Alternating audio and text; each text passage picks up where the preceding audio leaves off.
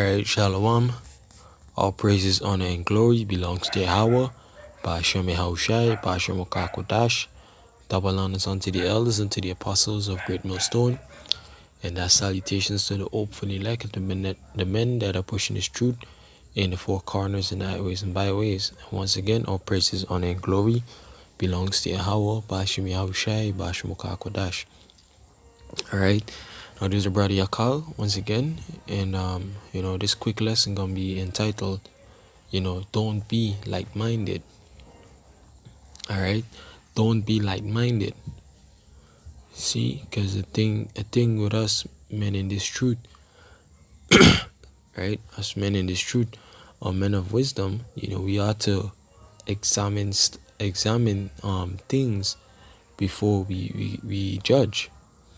Alright, and not just take it on face value. Alright, so I looked up the term like-minded in the English dictionary. It says not given to heavy thoughts or thinking, frivolous, not serious. You see, it says not given to heavy thoughts, meaning you don't think things through. Alright, you just accept it for whatever it presents itself to be. Alright, frivolous, not serious. Alright, and I want to look it up on Google, see what Google says. Alright,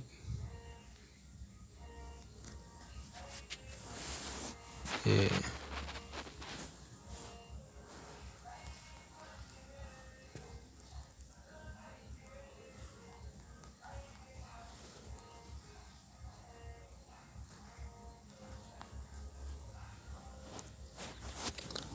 See what Google says.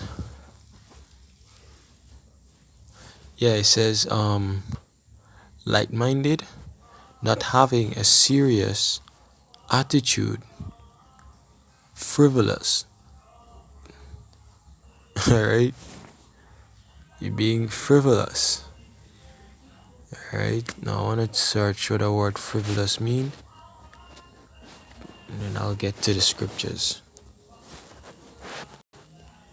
Frivolous, not having a serious purpose or value. Alright. Carefree or superficial. Alright, so if you don't care about something, guess what? You don't give thought. Alright? If you don't care about it, you don't give thought. Right? But when you do care, and when you do put value to it, alright, you give thought, and you don't just accept it for whatever it presents itself to be. Alright, so let me get to the scriptures. This is Sirach 19 and verse 4. It says, He that is hasty to give credit is like-minded, and he that sinneth shall offend against his own soul. But the point is that he that is hasty to give credit is like-minded. Alright, you don't be quick to say, hey, yeah, this is it, or yeah, that's it, or no, that's not it. Alright, but in everything you judge. Alright, you examine it. Alright, like for example, when we out on the streets, you would see these men come up, alright, and then they hear us speak a couple of words, and all of a sudden they're like, yeah, y'all got the truth, and that show how like-minded they are. Alright, which in we do have the truth, but the fact that you make certain conclusion by hearing two or three words, alright, that shows that you're being like-minded. Alright, but then when they stick around for the next couple of minutes, and then the bitter part of the truth comes out, they change their mouth, like, nah, this ain't the truth. See, and that's what like-minded people do. They don't examine stuff before they judge. Alright? They just take it on the surface. See? Let me get next scripture. What is that? I think there's Proverbs 29 and 15.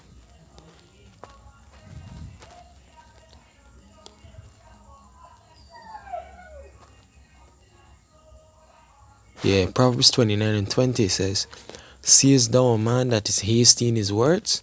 There is more hope of a fool than of him." Right? A fool has more hope than a man that is hasty in his words. Alright? Why does a fool have more hope than a man that is hasty in his words? Because if you're hasty in your words, alright, you pour out you would give sacrifice of fools. Alright? You would say things that are not according to the scriptures. You see? And this is another example of you being light-minded. Alright? The scriptures say that before you give answer, give thought. You think about whatever it is that you want to say, and then you say it. Alright? You don't be hasty to say anything. It says, let me get this precept. Alright? Because that's what light-minded people do. They're quick to say something. They're quick to pour out words. Alright? This is Sirach, Ecclesiastes 5 and 1. "Keep thy foot when thou goest to the house of the Most High, and be more ready to hear than to give the sacrifice of fools, for they consider not that they do evil." Alright, you see? They consider not that they do evil. You sin by your words, by the ignorance that you speak at times without judging something. Alright? They consider not that they do evil. Sometimes you may be blaspheming the scriptures. Alright? Why? Because you're hasty in your words. You see, it says, "Be not rash with thy mouth, and let not thy heart be hasty to utter anything before the Most High. For the Most High is in heaven, and thou upon earth. Therefore let thy words be few." Alright? Yep. See what the precept are line up. Yeah.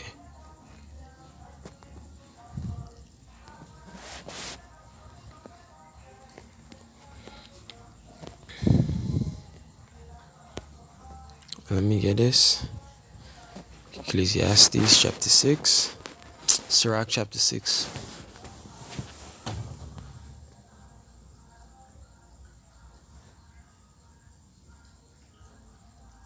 Sirach chapter 6 verse 7, it says, "If thou wouldest get a friend, prove him first, and be not hasty to credit him."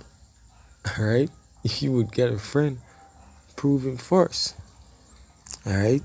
It is the examine that man. See if his mind is according to your mind. Alright? They tell you that in Sirach chapter 37. If I'm not mistaken, Sirach 37 and around the 17th verse. Alright? It says, "If thou wouldest get a friend, prove him first, and be not hasty to credit a man." Yeah, don't be hasty to credit a man based on face value, based on his clothing, alright, based on his fair speech, alright, based on certain things that he would say to you. Like he would compliment you, and he's like, okay, he's a good man because he give you good compliments or nice compliments. You see? So what you do, you prove him. Alright, see if he's in the right spirit or not. And don't be hasty to say, yeah, this is a good man. Shit. Alright, it says, yeah, that was the point on the. Let me get this. Sirach 11. Yeah, Sirach 11 and verse 4. It says, "Boast not of thy clothing and raiment, and exalt not thyself in the day of honor, for the works of the Lord are wonderful." and his works among men are hidden. Slakia.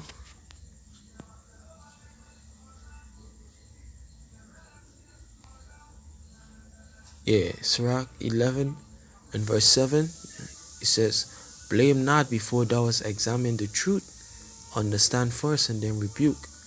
Answer not before thou hast heard the cause, neither interrupt men in the midst of their talk. Alright, it says, blame not before thou hast examined the truth. You know, you can't say something is false, alright, without you examining it first. You know, take for example the story of Susanna, alright, with Daniel, alright, when he judged, guess what? He had examined the matter first. Alright, how we examined the matter? By asking questions. You know, when he had separated two men, alright, the two elders, and questioned them one by one. Alright, that's him examining the matter. You know? Yeah, it says, before thou hast examined the truth, understand first and then rebuke. Yeah, you know, you understand exactly what transpired. Alright, the scripture say in Sirach 20:27 and 6. Alright, it says that the fruit declared of the tree have been properly dressed. Alright, and that's how you know if a man coming in the right spirit or not. Alright, by the words. You know if someone lining up by the words. You see, that's why you have to examine it by what asking questions.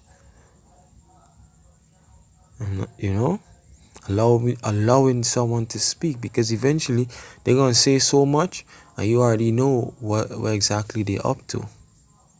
See, but you can't be light-minded and says as soon as a few words come out, alright, as soon as a few words come out, you're like, yeah, in the right spirit. And then the next couple of minutes after, when he continues speaking, you're like, shit, this is a nigga. You see? It says, yeah, that was it on this precept. Let me see what else I had.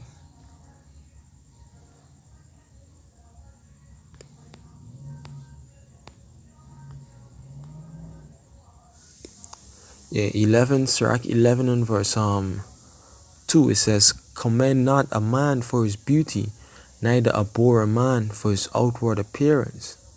Alright, and that's to the point. Alright, you can't say that a man is wise because of his fair clothing. You can't say that a man is in the spirit, you know, or the Lord is dealing with him because of his beautiful raiment. You see? No, neither abhor a man for his outward appearance. You know, and that's you being partial. Alright? And only light-minded people would be partial. You know? If you're light-minded, obviously you're going to judge partial. See?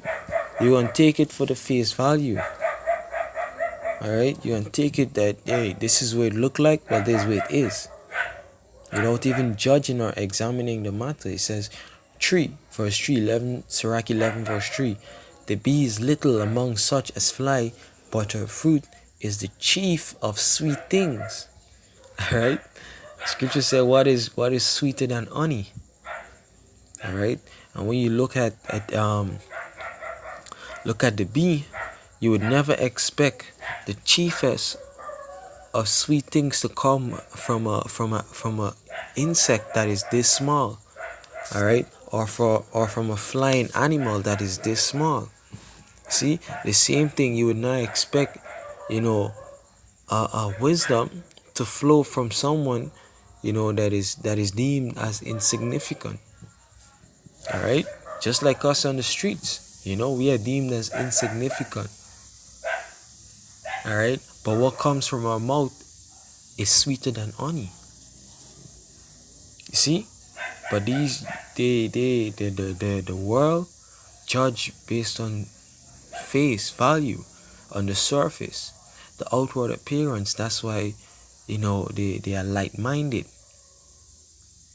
You see? And that's something that we shouldn't do, being in this truth. Alright? Boast not of thy clothing and thy raiment, and exalt not thyself in the day of honor. For the works of the Yahweh are wonderful, and his works among men are hidden. Alright? Now let me get one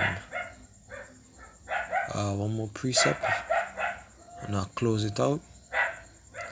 And this is 1 Thessalonians 5 and verse 19. It says, 5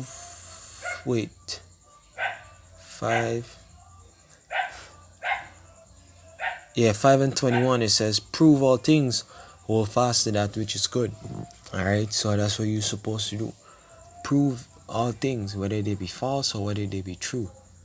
Alright, and especially when it comes to these scriptures, you prove it. Alright, and not just take it for whatever a man would say. Alright, but what you do, you examine it. You see? And don't be hasty to give credit. And hold fast to that which is good. So what is good, that's what you hold on to. The scriptures say, take heed to the doctrine, continue in them. Alright, for in doing so, you shall be able to save both your souls, both your soul and those that hear thee. Right? Salakia, 1 Timothy 4 verse 16. Take heed unto thyself and unto the doctrine, and the doctrine is good.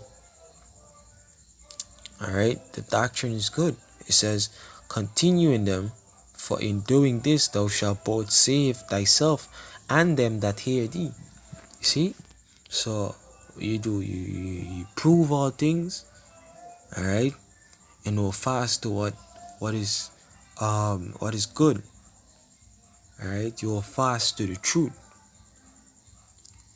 Alright, and in doing so you'll be able to save yourself and them that hear thee. So Lord's willing that this video was edifying. Alright, Shalom.